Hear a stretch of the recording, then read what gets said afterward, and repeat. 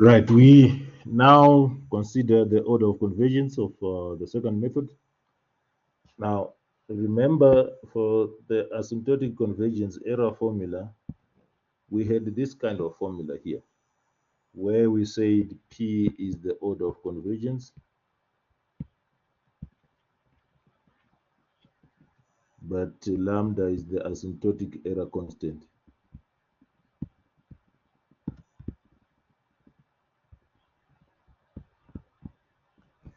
Which tells us how fast the algorithm is converging if it has got order convergence order P.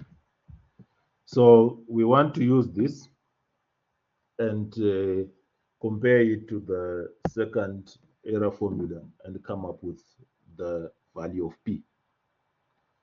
Okay, so now if we remove the limit, we can easily write the absolute value of xn plus 1 minus alpha is approximately equal to lambda times the absolute value of xn minus alpha to the power p, just from the formula. Then we remember this alpha is xn minus alpha is en plus 1, xn minus alpha is en here. All right, so now we can replace that by absolute value of en plus 1 is approximately equal to the lambda times the absolute value of en to the power p. Okay, so we can re-index this. We can re-index this to say the absolute value of en is approximately equal to the absolute value of lambda times the absolute value of en minus 1 to the power p. Why are we doing this? Because we will come back, remember, I will just put on the side, the en plus 1 is approximately equal to c en times en minus 1. Right, so we want, you can see here is a product of two errors which are different. So we want to write one of them in terms of the other. So for example, in this case, we want to write en minus 1 in terms of en. And that's why we have this formula here, re-indexed from the asymptotic error formula. Okay, now let's do it. So if I make en, the absolute value of en to the power p, so with the formula, this is then approximately equal to lambda to the power 1, or the reciprocal of lambda times the absolute value of en. Then I can make the absolute value of en minus 1, so with the formula, so that now I can have lambda the power minus 1 times the absolute value of n to the power 1 over p.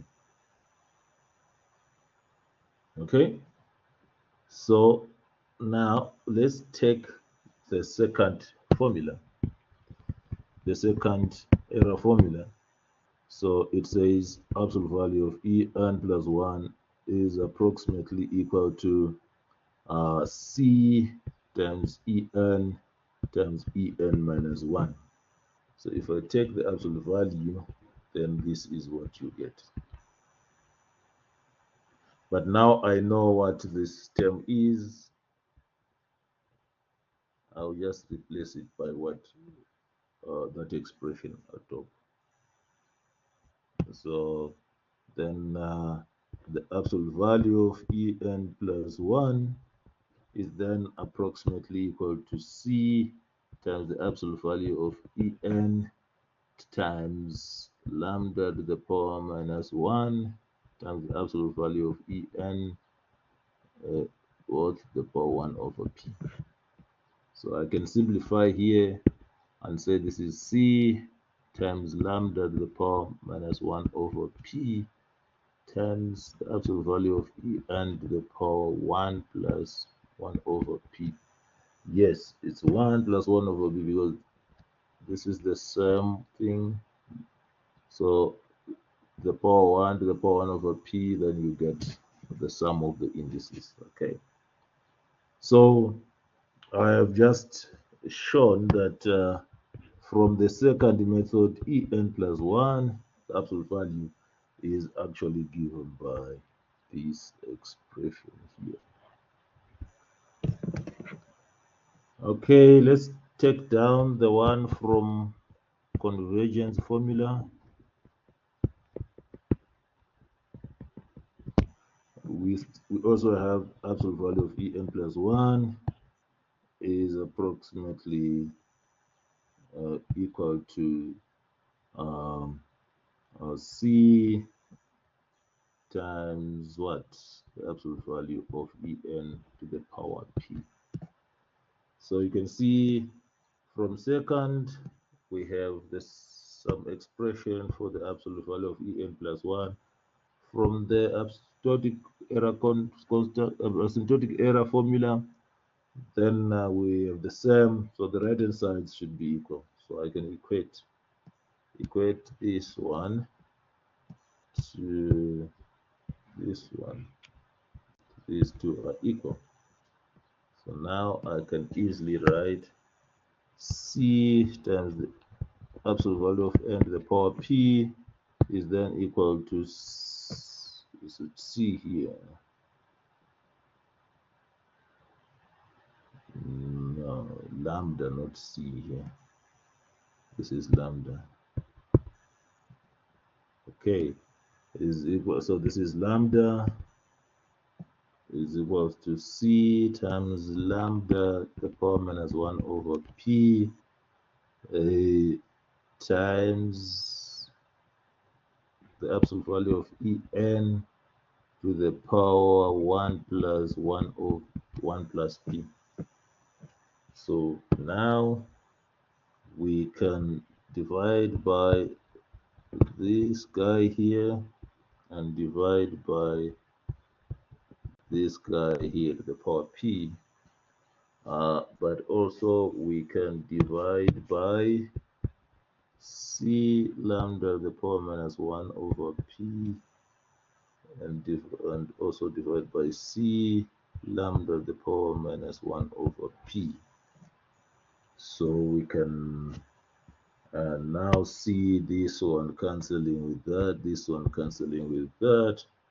And at the end of the day, if we combine these two, you will get lambda to the power 1 plus p. So you now have lambda to the power 1 plus p over c is then equal to now the absolute value of En to the power 1 plus 1 over p and then minus p. Okay, so here on the left hand side, remember lambda is constant, c is constant also. So we can see that this is actually a constant. The left hand side is a constant. The left hand side is a constant. But the right hand side is not a constant. It changes with changing n.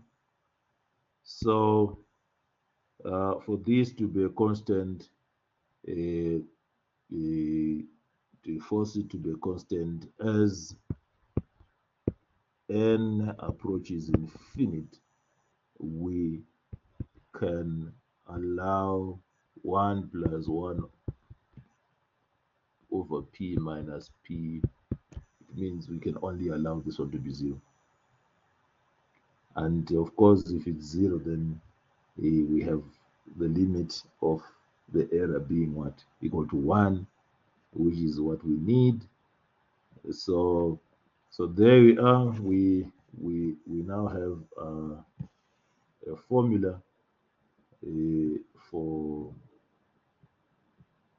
finding p. For finding p as n approaches 0, to make it constant, it can only be wise to set this one to 0.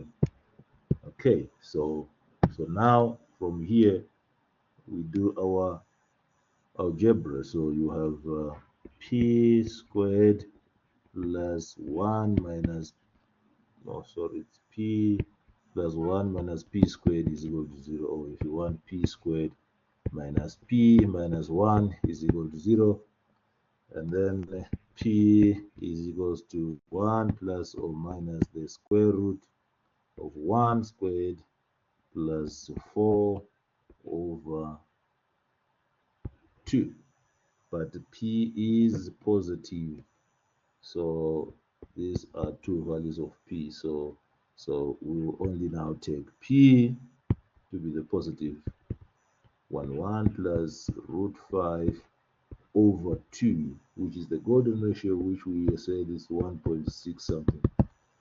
So this is how you find the order of convergence of the second method. And we are saying here, this is not linear, this is not quadratic. So we then now say there is a super linear convergence. There is a super linear convergence. Okay, so so this is all I needed to clarify about the error for the second method and the order of convergence. Thank you.